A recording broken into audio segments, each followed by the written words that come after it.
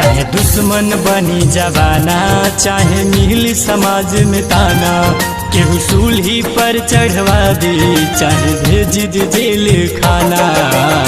मोहब्बत के पल हम कैसे भुलाई, जुदा होके तुझसे हम जी नहीं पाई, जुदा होके तुझसे हम जी नहीं पाई।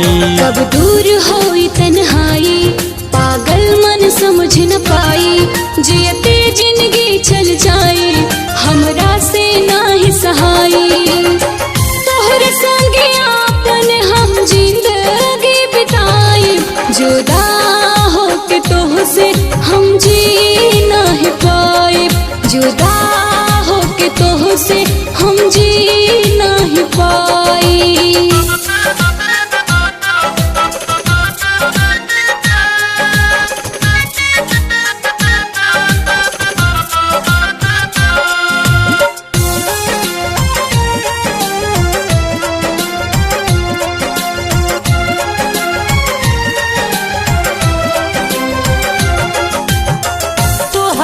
के चहले हई जानो से ज्यादा, कब न भूलई ह जान आपन तू वादा।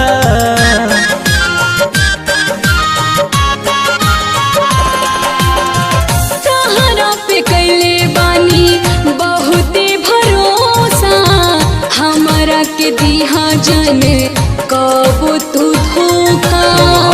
हमार दिल जानी तुहरे के बनाई बरानी, तुहरे नाम में लिख देहनी हम अपन जिंदगानी।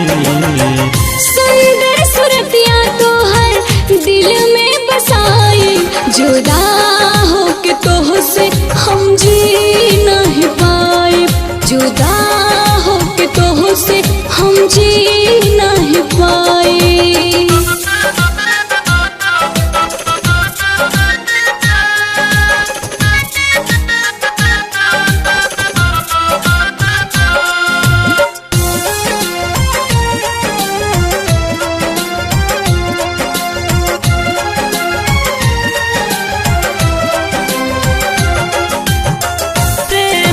प्रेम कबो होई न खत्म हो, माथ पर हाथ रखी खतनी कसम हो।